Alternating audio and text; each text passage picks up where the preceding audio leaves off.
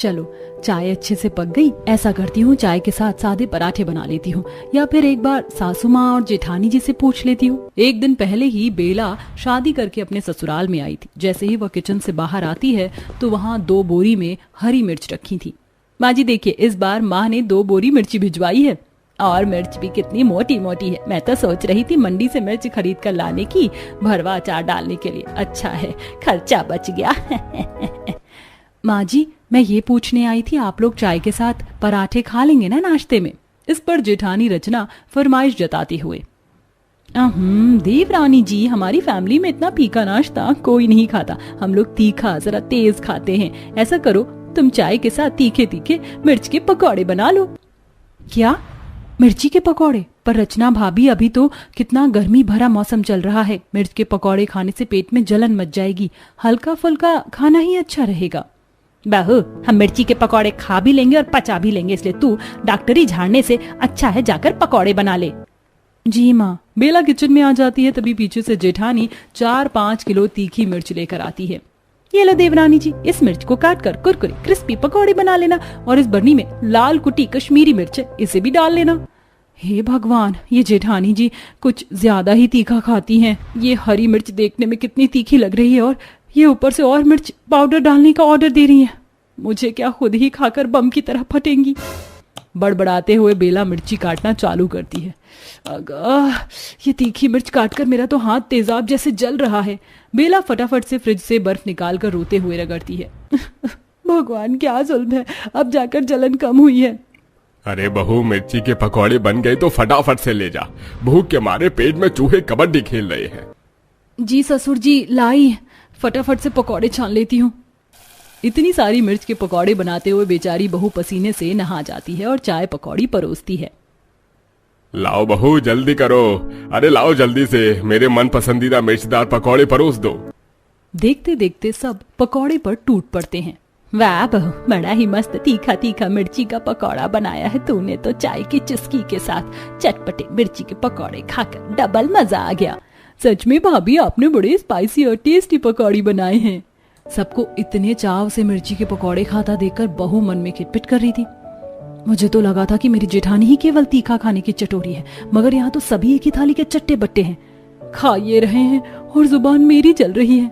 अरे देवरानी जी, तुम हम लोगों का मुंह ही देखती रहोगी क्या? बैठकर तुम भी पकौड़े का स्वाद लो। नहीं नहीं नहीं, आप लोग खाइए, मैं लास्ट में खा लूंगी। अरे बहू, हमारे घर में आखिर में खाने का रिवाज नहीं है, बैठकर खा लो। सबके जबरदस्ती करने और बेला जैसे एक पकौड़ा चखती है तो सीसी करने लगती है। पानी, शुभम जी पानी दो, नहीं तो मेरा दम निकल जाएगा। हाँ हाँ देता हूँ, ये लो पियो। तीखा लगने के चलते बहू गट गट पानी पी जाती है। तभी रचना रेशा खिल्ली उड़ाती है। भाभी, एक पकौड़ा खाकर ही आप तो पॉपकॉर्न की तरह उछल रही थी। लगता है तुम हरी मिर्च नहीं खाती हो। जेठानी जी, मेरे मायके में खाने में कम मिर्च डलती है, ज्यादा तीखा मुझे बर्दाश्त नहीं है। भाभी, फिर तो आप तीखा खाने की आदत डाल लीजिए, तभी हमारी जमेगी। हमारे परिवार में बिना मिर्च के खाना पीना नहीं होता। शालू की बात सुनकर बेला की शक्ल लाल मिर्च की तरह बन जाती है, क्योंकि मिर्ची से उसका 36 का आंकड़ा था। अब देखना यह था कि बेला सिर्फ मिर्ची खाने वाले ससुराल वालों के रंग में ढलेगी या उन्हें बदलेगी नाश्ते के बाद। माँ जी, खाना क्या बनाना है? अरे बहू, हम सबका तो पेट फुल हो गया है पकौड़ा खाकर, दोपहर के टाइम में देख लेंगे क्या बनाना है। कुछ घंटे बाद नाश्ते के बर्तन घिसते घिसते दोपहर हो गई। जाकर पूछ लेती हूँ क्या बनेगा। पसीने में भीगी भीगी बेला सास के पास आती है। माँ जी, लंच में क्या बना दूं? सबके लिए मैं सोच रही हूँ दाल चावल भिंडी की भुजिया बना लूं। ये सुनते ही सास दोबारा से बेला पर राशन पानी लेकर चढ़ जाती। अरे बहू, खाली दाल चावल भुजिया से पेट थोड़ी ना भरेगा। ऐसा कर, भुजिया खूब सारी हरी मिर्च काट कर छौंकना और 1-2 किलो मिर्च की चटनी भी पीस लेना। 1-2 किलो मिर्च की चटनी खाने की फरमाइश सुनकर बहू का माथा चकरा जाता है। 1-2 किलो मिर्च की चटनी? माँ जी, इतनी चटनी हमारे परिवार के हिसाब से काफी ज्यादा हो जाएगी। गर्मी के मौसम में ज्यादा मिर्च का सेवन पेट में जलन और कब्ज बनाता है। मैं 1 पाव मिर्च की चटनी पीस देती हूँ। बहुत, तू मेरी सास नहीं है, मैं तेरी सास हूँ। जितना कहा है उतना किया कर, माथा मत सनका, गर्मी से पहले ही भेजा गरम है। गुस्से में पैर पटकते हुए बहू किचन में आकर तैयारी में भिड़ जाती है। हे भगवान, कहाँ आकर फंस गई मैं इस मिर्च खाने वाले महान ससुराल में। सुबह 1 मिनट का पकौड़ा खाकर मेरी तो हालत पतली हुई पड़ी है। दोबारा से मिर्च खाऊंगी तो दस्त ही लग जाएगा। मैं तो अपने लिए चावल में 2-4 आलू उबालकर उसका चोखा बना लूंगी। भड़कते हुए बहू पसीने पसीने होकर मिर्चदार दाल चावल चढ़ाकर मिर्ची की चटनी पीसने लगती है। हाय राम, इस मिर्ची ने तो मेरी मिट्टी पहाड़ करके रख दी है। तभी कुकर में सीटी आ जाती है। अरे नहीं, सीटी से दाल निकल गई। बेड़ा गर्क हो गई लुगाइयों का। सब एसी की हवा खा रही है, ये नहीं कि हाथ बटवा दूं। तभी तीखी मिर्ची खाने के शौकीन ससुराल वाले हल्ला गुल्ला मचाना चालू कर देते हैं। भाभी, ओ भाभी, और कितनी देर लगेगी? जल्दी से खाना लगा दो और चटनी महीन पीसना, तभी स्वाद लगेगा। देख देख लो इस भूखी नंद को। महारानी ऑर्डर झाड़ रही है जैसे होटल में ठूसने बैठी है, और मैं वेटर लग रही हूँ। इतनी मिर्ची में ये मिर्च वाला खाना बनाते बनाते हलवाई से बुरी हालत हो गई है मेरी तो। गुस्से में लाल पीली होकर बेला मिर्ची की चटनी पीसने लगती है। तभी छींटा उड़कर उसकी आंख में पड़ जाता है। माँ, मेरी आंख। बेचारी रोते हुए आंखों में ठंडे पानी के छींटे मारती है, मगर तब तक उसकी आंख लाल पड़ जाती है। इस मिर्च की माँ की आंख, मेरी तो जान निकल गई थी। अरे बेला, कहाँ रह गई? सिंपल सी दाल चावल चटनी भुजिया बनाने में इतना टाइम थोड़े लगता है। ऐसे भी कौन सी बीरबल की खिचड़ी पका रही हो? पति की इस बात पर बेला गुस्से में दांत पीस लेती है और सब कुछ परोसती है। तभी ससुर मिर्ची की चटनी देखकर गाने लगते हैं। ओह ओह ओह ओह, मिर्ची, हाय हाय मिर्ची, उफ, उफ, मिर्ची, हाय हाय मिर्ची, हाय हाय मिर्ची। हे भगवान, लगता है सिर्फ मिर्ची खा खा कर सबके ऊपर वाला माला खिसक गया है। खाना छोड़कर गाना गा रहे हैं। अरे वाह, ये मिर्च की चटनी देखने में तो बड़ी दमदार लग रही है। सारी चटनी तो मैं चाटूंगा आज। अरे ओ बुद्धू, चुपचाप से आधी चटनी इधर पास कर दो, वरना लगाऊंगी एक कंटाप, कान झंझना जाएगा। सास ससुर दोनों मिर्च की चटनी खाने के लिए झगड़ा कर लेते हैं। पूरे ससुराल वालों को सिर्फ और सिर्फ मिर्ची का चस्का लगा देखकर बेला माथा पीट लेती है। भाई वाह, क्या बढ़िया दमदार मिर्च की चटनी बनी थी। इसीलिए तो मिर्च की चटनी का मुकाबला धनिया पुदीने की चटनी से तो बिल्कुल भी नहीं है।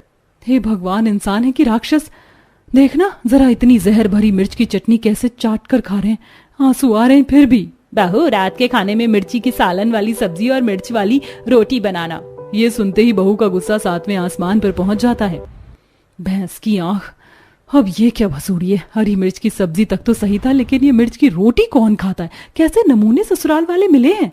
सबके खाने के बाद बड़ी मुश्किल से 1-2 चम्मच मिर्च वाले दाल चावल और चटनी वो खाती है। इतने में बेचारी के कान से धुआं निकल जाता है। रात को वह मिर्च की सालन वाली सब्जी बनाती है। इसी तरह सिर्फ मिर्ची खाने के शौकीन ससुराल में बेला घुन की तरह पिस रही थी। फिर एक दिन कड़ी धूप में मिर्ची का अचार डालते हुए, हे भगवान, इस मिर्ची खाने वाले ससुराल में मैं तो हरी सब्जी खाने के लिए तरस कर रह गई हूँ। कितने दिन हो गए मुझे भरपेट खाना खाए। दिन रात मिर्चदार खाने के सेवन से ससुराल वालों को दस्त लग जाते हैं, जिससे सुबह होते ही बाथरूम के बाहर लाइन लग जाती है। तभी ससुर पेट पकड़े बाथरूम में खटखटाते हुए, हाय रे, मर गया रे। ओह, अरे वाह सुमित्रा जी, ओह भगवान करे। अरे फटाफट से दरवाजा खोलो, वरना मेरा रायता यहीं फैल जाएगा। जोर की आई है। मेरा पेट खुद सटका पड़ा है, मुझे हल्का होने दो पहले अच्छे से। तभी दोनों ननद भी आ जाती हैं। आई मम्मी, मेरे पेट में बहुत तेज मरोड़ का दर्द उठ रहा है। भाभी, एक गिलास इनो दे दो। अभी बनाती हूँ। जानबूझकर बेला इनो के अंदर पिसी हुई मिर्च भरकर डाल देती है, जिसको पीकर रेशा भुट्टे की तरह उछल पड़ती है। हाय माँ, अरे भाभी, आपका दिमाग खराब हो गया क्या? इनो में मिर्च कौन मिलाता है? रेशा, तुम्हें ही तो तीखा पसंद है, तो मैंने टेस्ट के लिए मिला दिया था। मैं आप सब लोगों को बार बार मिर्ची वाला खाना खाने के लिए परहेज करने को कह रही थी। मैं तो पागल थी ना, अब भुगतना पड़ रहा है ना सेहत से। आखिर में बेला डॉक्टर को बुलाती है, जो सबको मिर्ची वाला खाना खाने से मना करते हैं और ठंडा शरबत, हरी साग सब्जी और हल्का फुल्का खाना खाने की हिदायत देकर जाते हैं। जिसके बाद से सिर्फ मिर्ची खाने वाले चटोरे ससुराल वालों को सबक मिल जाता है और अब वह कम मिर्च का खाना खाने लगते हैं। मुझे तो बस इंतजार है कि तुम कब अपने हाथ से खाना बनाकर मुझे खिलाओगी। हाँ हाँ, क्यों नहीं। बस जब तक शादी नहीं हुई है तभी तक। उसके बाद तो तुम्हें मेरी पसंद का खाना ही खाना है। कुछ दिन बाद अर्पिता और कौशल की एक दूसरे से शादी हो जाती है। आओ बहू रानी, घर के अंदर आओ। अगले दिन सुबह अर्पिता अपनी पहली रसोई का खाना बनाने के लिए रसोई में आती है। आज मेरी पहली रसोई की रस्म है और मैंने कौशल से वादा किया था कि उन्हें अपने मनपसंद का खाना बनाकर खिलाऊंगी। एक काम करती हूँ, मटर पनीर, शाही पनीर, पालक पनीर, रायता, पूरी, पुलाव, मूंग दाल का हलवा, गुलाब जामुन सब बना लेती हूँ। अर्पिता खुशी खुशी खाना बना रही होती है, तभी वहाँ पर कामिनी आती है। ये सब क्या बना लिया देवरानी जी? बनाने से पहले आप एक बार मुझसे पूछती तो। खैर छोड़ो, इन सबको डस्टबिन में डाल दो और अभी एक काम करो, आलू गोभी की सब्जी, रोटियां और मीठे में सूजी का हलवा, बस ठीक है, इतना बना लो। कामिनी के जाने के बाद ये सब क्या है? पहली रसोई की रस्म मेरी है और खाना मैं अपनी जेठानी की पसंद का बना रही हूँ। इतनी मेहनत से सब कुछ तैयार किया था और जेठानी जी ने पल भर में सब कुछ डस्टबिन में फेंकवा दिया। अब अर्पिता अपने पहले रसोई के खाने में अपनी जेठानी के पसंद का खाना सबको सर्व करती है। ये क्या बहू, खाना तो बहुत सिंपल सा बना लिया तूने। मुझे तो लगा था कि कुछ तड़कता भड़कता बनाएगी। लगता है अर्पिता का शादी की थकान अभी तक खत्म नहीं हुई है। क्यों अर्पिता? नहीं नहीं, ऐसी बात नहीं है। अब रात को अर्पिता खाना बनाते हुए खुद से कहती है, सुबह इतनी मेहनत से मैंने इतने सारे पकवान बनाए थे और जेठानी जी ने मेरा सारा खाना डस्टबिन में डलवा दिया। खाने के मामले में जेठानी जी की पसंद बहुत फीकी है। एक काम करती हूँ, सिंपल सी दाल रोटी बना देती हूँ। अब अर्पिता एक तरफ दाल और दूसरी तरफ रोटियां बेल रही होती है कि तभी वहां पर कामिनी आती है। ये क्या कर रही हो तुम? तुम्हारी कोई ट्रेन छूट रही है या तुम्हें कहीं जाना है कि किस बात की जल्दी मचा रही हो तुम? क्या हुआ जेठानी जी, आप अचानक से मुझ पर इतना गुस्सा क्यों कर रही हैं? ऐसा क्या कर दिया मैंने? क्या कर दिया पूछती हो? हर एक किससे पूछ कर तुम ये दाल रोटी बना रही हो? जेठानी जी, सुबह आपने ही तो मुझसे सिंपल सा खाना बनवाया था। मुझे लगा कि आपको सिंपल खाना पसंद है, इसलिए मैंने ये दाल रोटी बना दी। कोई जरूरत नहीं है। ये रोटियां तो फिर भी ठीक है, पर ये दाल अभी के अभी डस्टबिन में फेंको और रोटी के साथ 4 से 5 हरी सब्जियां बनाओ। कामिनी फिर से अपने मनपसंद के खाने का ऑर्डर देकर वहां से चली जाती है। मेरी जेठानी का कुछ ज्यादा ही हो रहा है। जब से आई हूँ सिर्फ इन्हीं की पसंद का खाना बना रही हूँ। अभी तक अपनी पसंद का कुछ नहीं खाया, ऊपर से ये चमका के भी मुझे ही चली गई। ऐसे थोड़ी ना होता है। कुछ देर बाद अर्पिता डाइनिंग टेबल पर जेठानी के पसंद का खाना बनाकर सर्व करती है। हाँ अर्पिता, आज तो सब्जी बहुत अच्छी बनाई है तुमने। बनाई ही कैसी नहीं, आखिर जेठानी की पसंद का खाना बना है तो अच्छा ही बनेगा ना। पसंद तेरी ही सही, पर बनाया तो मैंने है ना। जिस दिन बनाना छोड़ दिया ना, अपनी पसंद की नमक रोटी भी नहीं खा पाएगी बनाकर। अर्पिता अब अपनी जेठानी के पसंद का खाना बना बनाकर इरिटेट हो चुकी थी। उसका भी मन होता था कि वो अपनी पसंद से कुछ बनाए, खाए और अपने परिवार वालों को भी खिलाए, लेकिन कामिनी ऐसा होने ही नहीं दे रही थी। तभी एक रात, अर्पिता मुझे तुम्हारे हाथ के राजमा चावल खाने हैं, तुम वो बना दोगी क्या? हाँ कौशल जी, क्यों नहीं। राजमा भिगोकर अर्पिता सो जाती है। अगले दिन जब अर्पिता राजमा बनाना शुरू करती है, ये राजमा तुम किससे पूछकर बना रही हो? बिना पूछे कुछ भी बनाने की जरूरत नहीं है यहाँ, और वैसे भी इस घर में खाना सिर्फ तुम्हारी जेठानी यानी कि मेरी पसंद का ही बनता है। क्या इसका मतलब आप जानबूझकर मेरे खाने को नापसंद कर रही हो ताकि आपकी पसंद का खाना बन सके? लेकिन आज मैं भी अपनी पति के लिए ये राजमा बना कर रहूंगी। इतना टाइम नहीं है कि तुम सबकी पसंद का खाना बनाओ, इसलिए जो मैं बोल रही हूँ वही बनाओ, वही सब खाएंगे। और वैसे भी ये राजमा मुझे बिल्कुल पसंद नहीं है। अब अर्पिता भी गुस्से में तिलमिलाती हुई खाने को बना रही होती है। मेरी जेठानी जी अपने आप को समझती क्या है? अरे मेरी पसंद का खाना मुझे बनाने नहीं देती, कोई बात नहीं, पर आज तो मुझे मेरे पति की पसंद के खाने को भी बनाने से मना कर दिया। ऐसे ही कई दिन गुजरते हैं और कामिनी के पीहर से उसके माता पिता और उसकी बहन उससे मिलने उसके ससुराल पहुंचते हैं। अरे मम्मी पापा आप लोग, गुंजन तुम भी आई हो? आओ ना अंदर आओ, दोपहर भी हो गई, मैं फटाफट लंच लगवा देती हूँ। सभी लोग आकर सोफे पर बैठते हैं। सुषमा सबको चाय पानी देती है। बड़े दिनों बाद आए आप लोग, आप लोगों को देखकर बहुत खुशी हुई। वहीं दूसरी तरफ कामिनी अपनी देवरानी से कहती है, अर्पिता एक काम करो, आज खाने में मेरी पसंद का चिकन बिरयानी, वेज बिरयानी, रायता, छोले, दाल मखनी, मीठे में रसगुल्ला, ये सभी चीज बना लो। नीचे मेरे मायके से मेरे मम्मी पापा और मेरी सिस्टर आई हुई हैं। ठीक है जेठानी जी, ये तो बहुत ही खुशी की बात है, मैं बना देती हूँ आपकी पसंद का खाना। अर्पिता अपनी जेठानी के मायके वालों के लिए तरह तरह के पकवान बनाना शुरू करती है और पल भर में पकवान को डाइनिंग टेबल पर सर्व भी कर देती है। क्या बात है, खाना तो बहुत स्वादिष्ट बना है और ये सारा खाना तो मेरी बेटी के पसंद का है। क्या बात है अर्पिता, अपनी जेठानी के पसंद का खाना तो तुम बहुत अच्छा बना लेती हो। जी माँ जी शुक्रिया, और वैसे भी आप तो मेरी माँ के बराबर हैं और वो मेरी दीदी हैं, तो इतना तो कर ही सकती हूँ। अब कुछ देर बाद सुधा अपनी बेटी कामिनी से मिलकर उसका हालचाल लेकर अपने घर लौट जाती है। अर्पिता अब अपने ससुराल में उदास रहने लगी थी, क्योंकि न जाने कब से उसने अपनी पसंद का खाना ना तो बनाया था और ना ही खाया था। अर्पिता मन मार कर अपनी जेठानी की पसंद के खाने को बनाती है और सबको खिलाती थी। कुछ दिन बाद अर्पिता से मिलने अर्पिता की माँ देवकी आती है। माँ आप, मैं बता नहीं सकती, मुझे बहुत खुशी हो रही है आपको देखकर।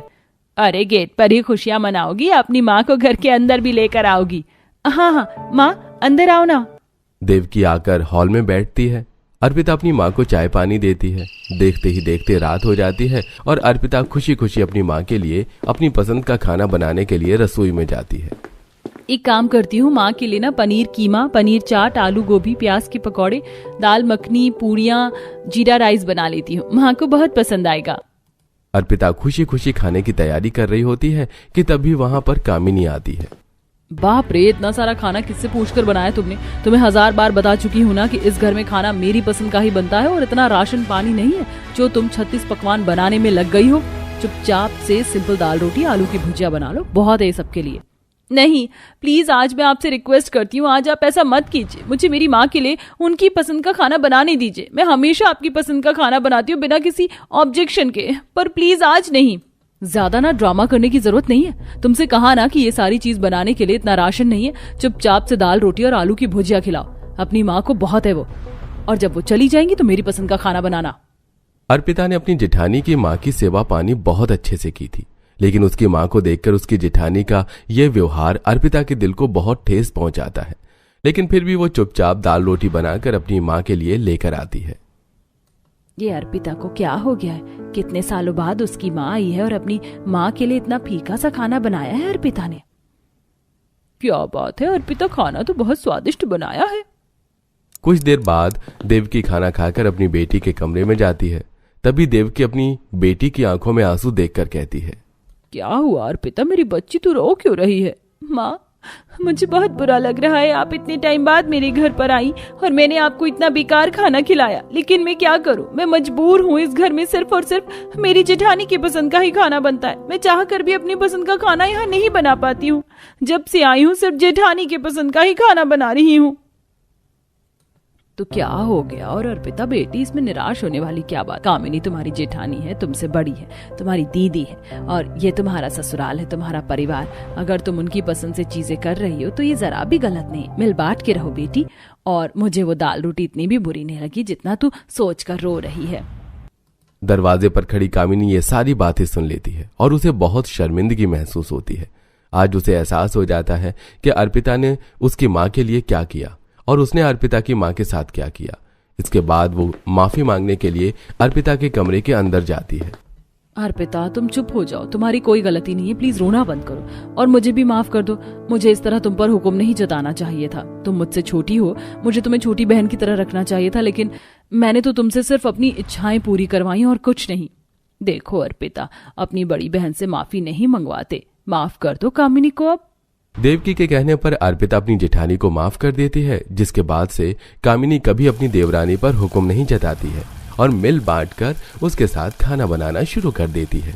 जिसके बाद कभी देवरानी की पसंद की जेठानी और जेठानी के पसंद की देवरानी खाना खाना शुरू कर देती।